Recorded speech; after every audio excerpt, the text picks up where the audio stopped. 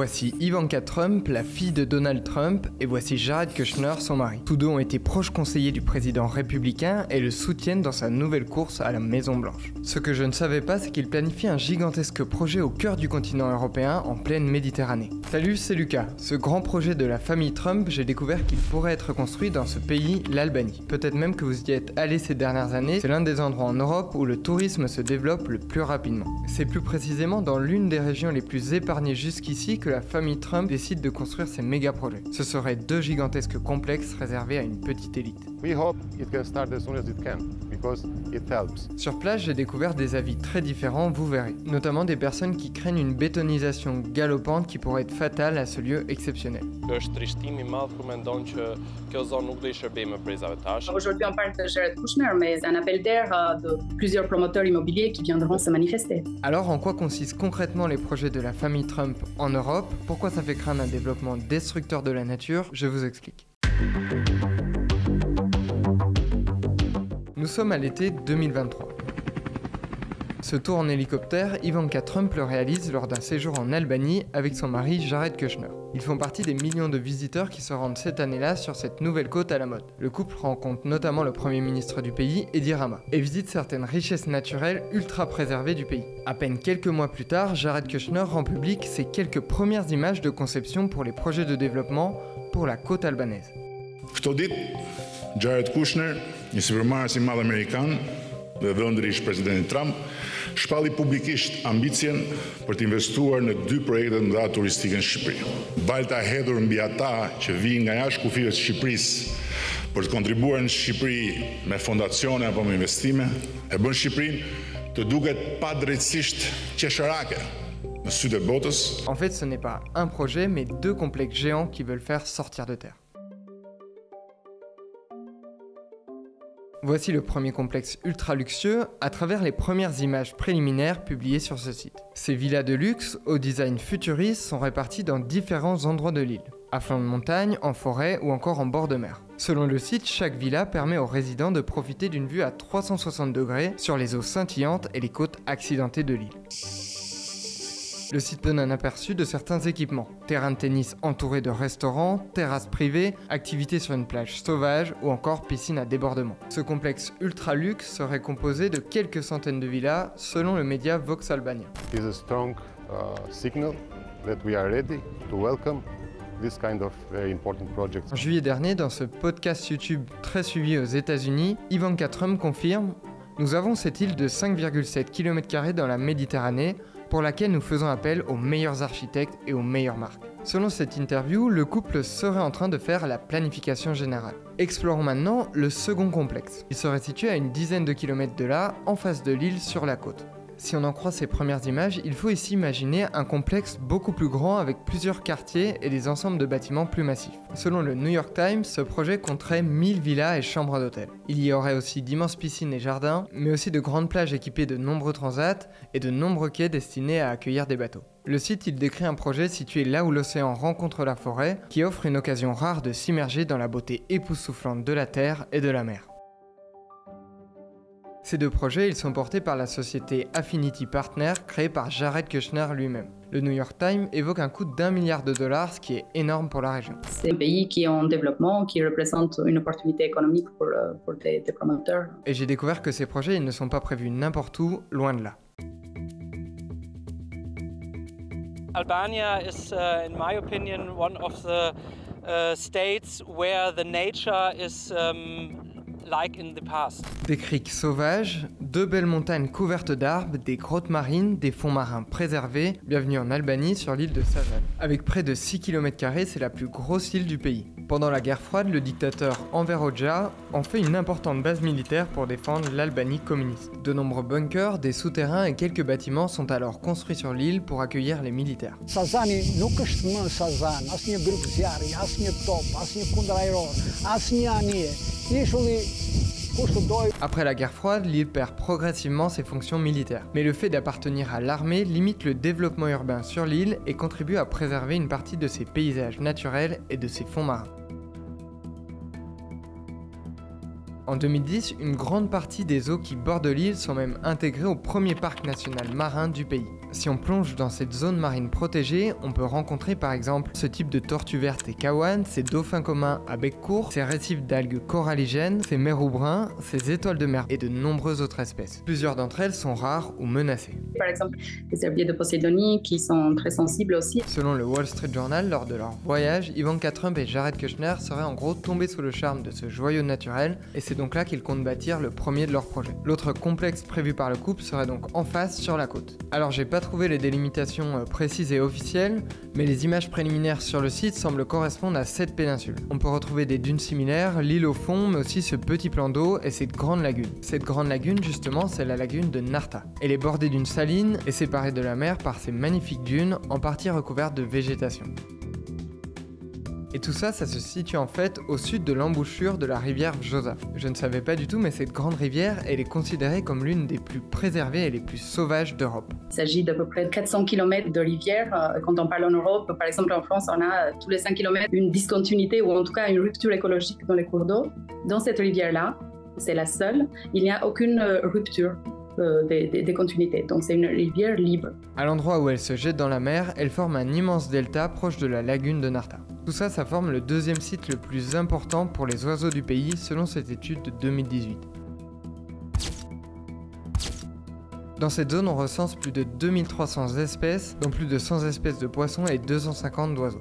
On peut y croiser ces colonies de flamants roses, ou plus rares ces goélands d'Audouin, ou encore cet étonnant pélican frisé. C'est un oiseau de grande taille, hein. Il a une sorte de crête intéressante, ce qui lui donne son nom de pélican frisé. Vous avez le Dicneum criard, hein, qui est une espèce protégée par la Convention de Berne. Parmi les espèces présentes, environ 200 sont considérées comme en danger selon une étude de 2023. Si ce lieu est aussi bien préservé, c'est aussi en partie dû à l'histoire récente du pays. En 91, la tombée du système communiste, entre guillemets, il y a eu une espèce de régénération des écosystèmes. Il y a eu une déprise agricole, donc en même temps, les gens ils partaient à l'étranger, et donc moins de pesticides, moins d'aménagement, moins d'entretien des systèmes des canaux qui permettaient d'assécher avant.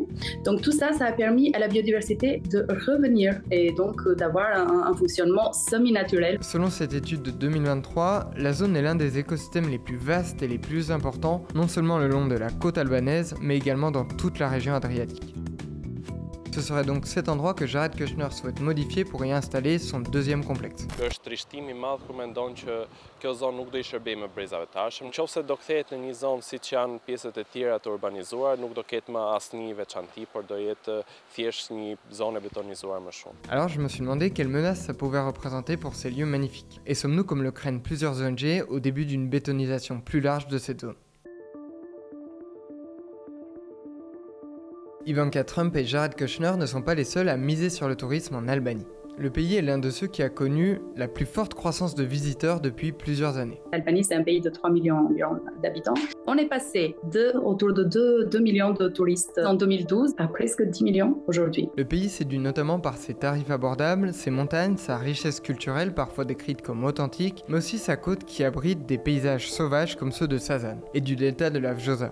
Une fierté pour Edi Rama, le Premier ministre albanais, qui salue la volonté d'investissement de la famille Trump et encourage plusieurs infrastructures touristiques. En fait, il fait partie de ceux qui voient dans le tourisme une chance unique pour développer le pays. We are in the right path to bring this country in the European Champions League of Tourism.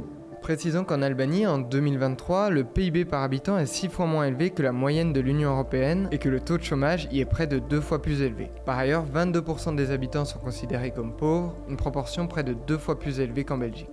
À quelques minutes du complexe prévu par Jared Kushner, le nouvel aéroport international de Vlora est en construction depuis un peu plus de 2 ans, malgré de nombreuses oppositions. Il devrait être prêt pour 2025 et vise à faciliter l'accès des visiteurs internationaux à cette zone. Et ce ne sont pas les seuls aménagements qui pourraient toucher ces paysages. Selon cette carte de 2019, le gouvernement semble étudier ici la construction d'un grand hôtel, d'un port de plaisance, d'une vaste zone résidentielle et d'autres infrastructures. Ces projets occuperaient une grande partie de cette zone entre le delta et la lagune, censée être un paysage protégé. En février 2024, le Parlement albanais modifie une loi sur les zones protégées. Cette modification, fortement critiquée par des ONG de défense de l'environnement, permet notamment de faciliter l'installation de complexes hôteliers dans ce type de zone, à condition notamment qu'ils soient au moins 5 étoiles. Dhe as e kemi lënë vetëm tek fjalët. Qëllimin ton strategjik për ndërtuar në Shqipëri sektorin e ekscelencës me 5 yje të industrisë së re të turizmit. Je pense qu'on est dans une phase où ça va générer beaucoup de projets qui vont arriver sur la table de l'administration albanaise. Des ONG et des scientifiques craignent que dans plusieurs cas, ces aménagements se fassent en détruisant la nature. La pression, elle est 5 à 6 fois plus maintenant. Ça suppose le ménagement de beaucoup de ressources, de l'eau, des ressources naturelles. Concernant le delta, selon cette étude de 2023, il ne fait aucun doute que ce type de nouvelle construction diminuerait l'intégrité écologique et conduira à une perte d'espèces dans un avenir proche. Les perturbations, elles peuvent d'abord être dues aux constructions elles-mêmes, qui nécessitent de la place et modifient nécessairement l'environnement. Vous prenez une zone intacte, une zone naturelle intacte, et là, donc, il va falloir tailler des routes, amener tout ce qui implique une urbanisation d'un resort. Ça suppose de venir faire des travaux comme le terrassement, le décapage, le déboisement. Il y a d'autres espèces qui sont rattachées à ce genre de milieu et qui devront se replier ou se restreindre. Sur ces images préliminaires du projet de Jared Kushner, de très nombreux bateaux, notamment à moteur, sont présents autour du site. Et sur la page de l'île de Sazan, on promet une multitude d'activités. Ça pose aussi la question des conséquences indirectes. Construire des nouveaux complexes hôteliers, ça peut signifier une hausse de la fréquentation des espaces naturels ou encore une multiplication d'activités, notamment motorisées. Même une fois qu'on a construit les resorts, vous avez des effets induits par les pollutions sonores, les pollutions lumineuses. Beaucoup d'espèces y sont sensibles. Aujourd'hui, en haute saison, l'île accueille déjà plus de touristes que la capacité de la zone, selon cette étude de 2024. Elle observe aussi la prolifération de nouvelles structures pour répondre à la demande touristique, tendance qui déjà porte atteinte à la nature sauvage du parc. Je me suis aussi demandé qu'en est-il des piscines qu'on peut voir sur cette image, alors que de nombreuses côtes méditerranéennes connaissent déjà de graves sécheresses. La pluviométrie dans le pays est peut-être un peu plus importante qu'en Espagne ou en Grèce. Cependant, en période estivale, vu le nombre de croissants de touristes, la gestion de la ressource en eau est vraiment un point important à prendre en compte. Au-delà de l'environnement, je me suis demandé ce que ça pourrait changer pour les habitants du coin. Ce sont des questions assez complexes, mais pour faire rapidement, certains espèrent des retombées locales, notamment en termes d'emploi. The internal economy of this city as a chain reaction. So any new development can help also other businesses to develop. D'autres craignent que ces retombées soient en fait surévaluées à long terme et que par ailleurs l'apparition de complexes ultra luxueux pose la question de l'accès à ces joyaux naturels pour les habitants ou pour des touristes moins fortunés. Un